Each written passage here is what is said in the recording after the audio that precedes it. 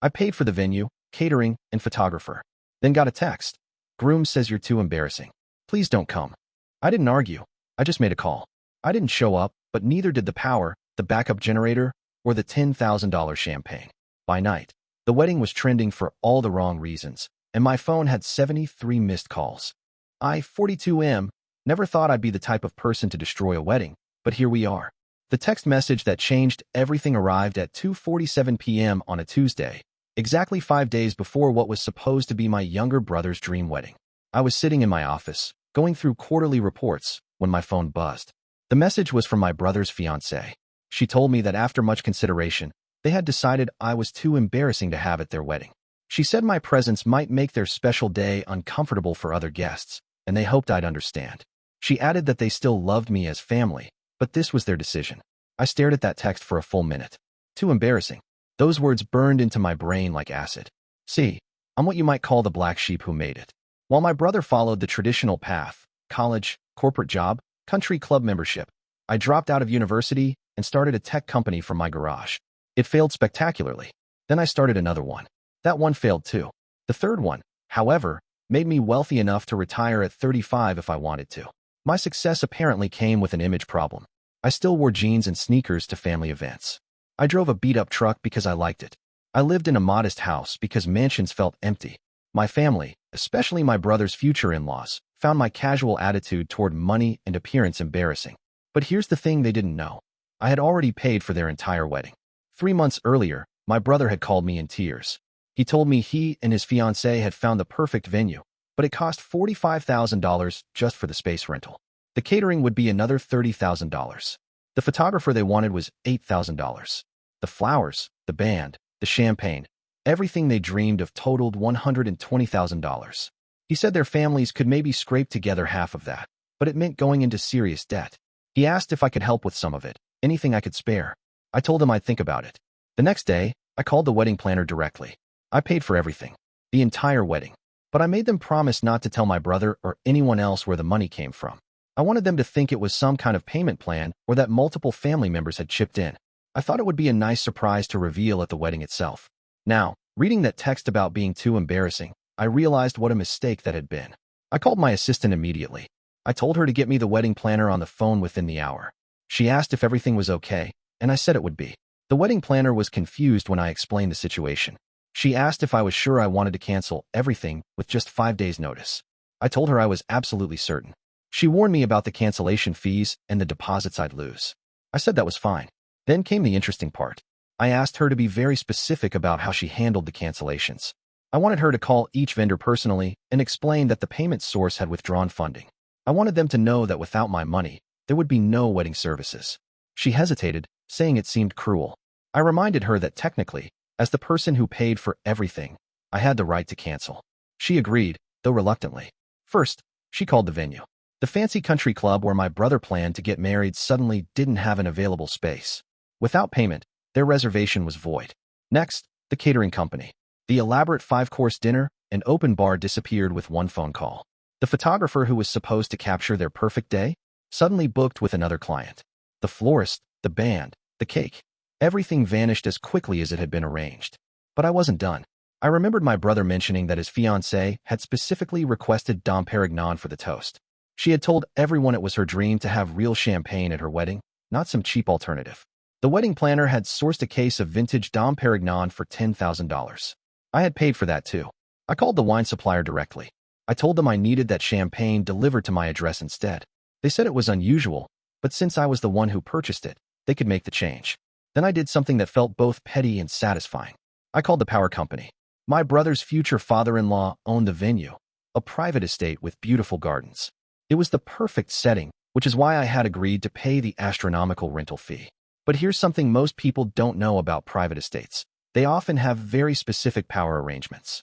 I had discovered during the planning process that the estate's main power came from the grid, but they also had a backup generator for events.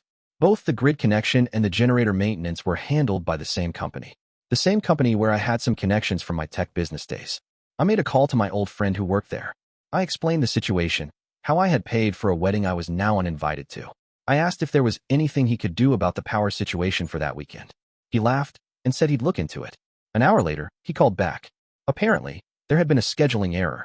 The maintenance on the backup generator was supposed to happen that weekend, and there might be some grid issues too. He couldn't guarantee reliable power for the entire estate. When I asked if this was legal, he assured me it was just unfortunate timing. Sometimes these things happen. Friday arrived, the day before the wedding. My phone started ringing at 7 a.m. My brother called first, sounding panicked. He told me there had been some kind of mix-up with all the wedding vendors. The venue was claiming they never had a confirmed booking. The caterer said they never received payment. The photographer was nowhere to be found. He asked if I knew anything about it, since I had offered to help with wedding planning. I told him I was sorry to hear about their problems, but I didn't know anything about vendor issues. I suggested maybe there was some confusion with the payment arrangements. Then my mother called. She was crying, asking if I could help fix whatever had gone wrong. She said the whole family was in crisis mode, trying to find last-minute replacements for everything. I told her I wished I could help, but with such short notice, it would be nearly impossible to find vendors for the next day. My brother's fiancée called next. This time, her tone was very different from the text message she had sent. She was practically begging me to use my connections to fix their wedding disaster. She said she knew I had business relationships that might help them find emergency vendors. I told her I was sorry, but I had plans that weekend and wouldn't be able to help with wedding emergencies. I mentioned that it was unfortunate they were having these problems, especially after deciding I was too embarrassing to attend anyway. There was a long silence on the phone. Then she asked what I meant by that. I reminded her about the text message she had sent, telling me not to come to the wedding. She tried to backtrack, saying that was just a misunderstanding, that they really wanted me there. I told her I appreciated the clarification, but I had already made other plans since I wasn't welcome at the wedding. By evening, my phone had 17 missed calls from various family members. I ignored them all. Saturday morning brought a new wave of chaos.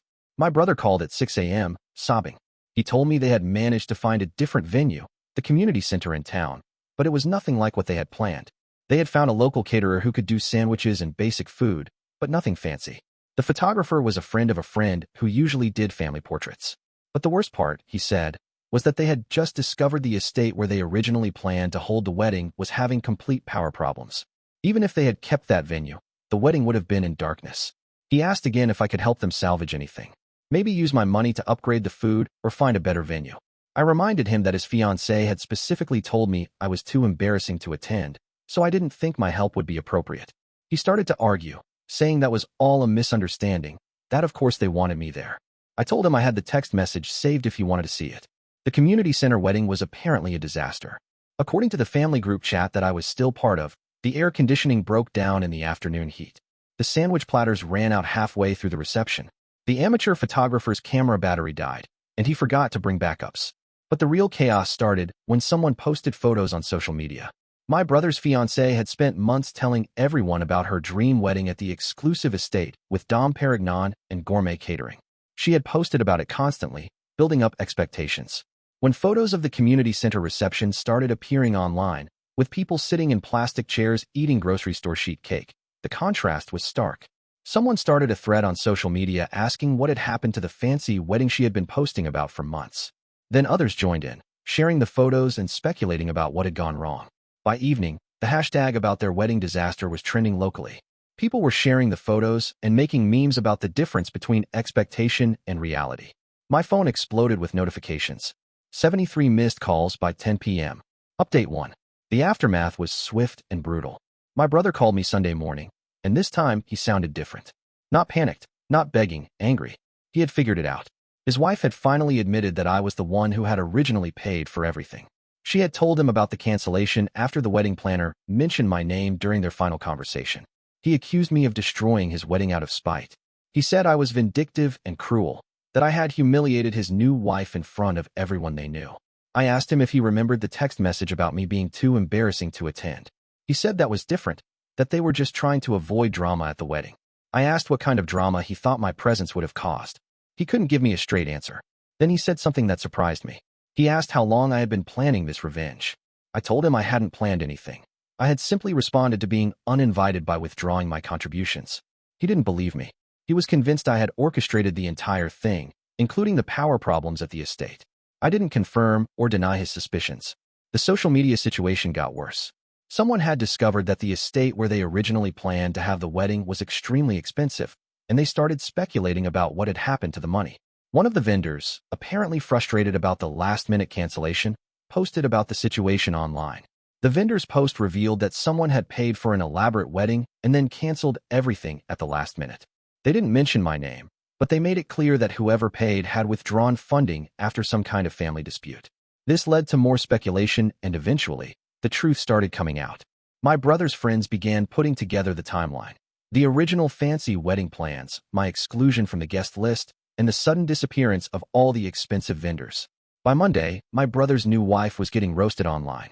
People were calling her ungrateful and stupid for uninviting the person who was paying for her wedding. Someone started a thread about entitled brides, and her story became a prime example. She called me Tuesday, crying and apologizing. She said she had never realized I was paying for the wedding, that she thought the money was coming from family contributions. She begged me to help fix their reputation somehow.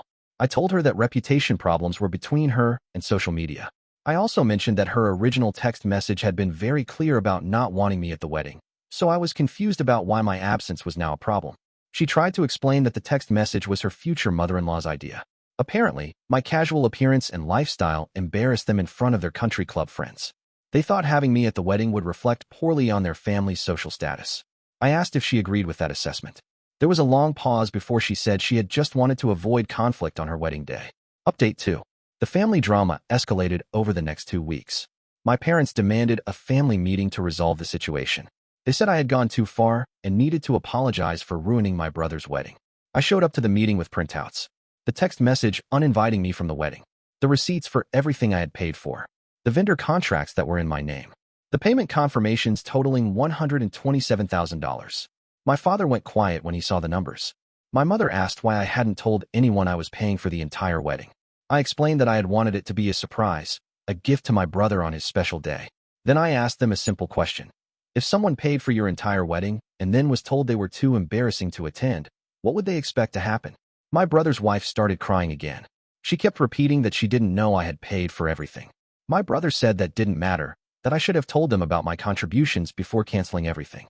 I pointed out that I had offered to help with the wedding costs, and they had accepted my help. The fact that my help was more extensive than they realized didn't change the basic arrangement. I had paid for their wedding, and they had uninvited me. My mother suggested we could all move past this if I apologized for the way I handled the situation. She said the social media attention was hurting the whole family's reputation. I asked if anyone was planning to apologize for calling me too embarrassing to attend my own brother's wedding. The room went silent. My father finally spoke up. He said the text message was inappropriate, but my response had been disproportionate. He thought there should have been a conversation before I canceled everything. I reminded him that I had tried to have conversations with my family for years about feeling excluded and looked down upon because of how I dressed and lived. Those conversations had always ended with them telling me I was being too sensitive. The meeting ended without resolution. My parents said they needed time to think about everything. 3 days later, my brother showed up at my house unannounced. He looked terrible, exhausted and stressed. He told me his marriage was already having problems. The social media attention had died down, but the financial stress was overwhelming. They had put the community center wedding on credit cards, expecting to pay it off with wedding gift money. But many of their friends had either not given gifts or had given smaller amounts than expected, probably due to the wedding disaster publicity. He asked if there was any way I could help them with the debt, not as a gift, but as a loan they could pay back over time. I asked him if he still thought I was too embarrassing to be around his friends and family. He said that was never his idea, that it was pressure from his wife's family about social appearances. Then he said something that surprised me. He told me he was proud of what I had accomplished with my business, even if he didn't always understand my lifestyle choices. He said he had actually been bragging about my success to his friends, which made his wife's family more uncomfortable about the contrast with their traditional values. I told him I would think about the loan request. Update 3. I made my decision about the loan after talking to my accountant and lawyer. I would help my brother with the wedding debt, but there were conditions. First, I wanted a formal apology from both my brother and his wife for the text message and the way they handled uninviting me. Not just a private sorry, but an acknowledgement of what they had done wrong. Second, any future family events where I was paying or contributing would be on my terms. No more exclusions based on appearance or social anxiety from other family members. Third, the loan would be structured as a business arrangement with clear terms and interest rates. This wasn't charity, it was a financial transaction. My brother agreed to all the conditions. His wife was more resistant, particularly about the public apology. She said it would be humiliating to admit they had made a mistake so publicly.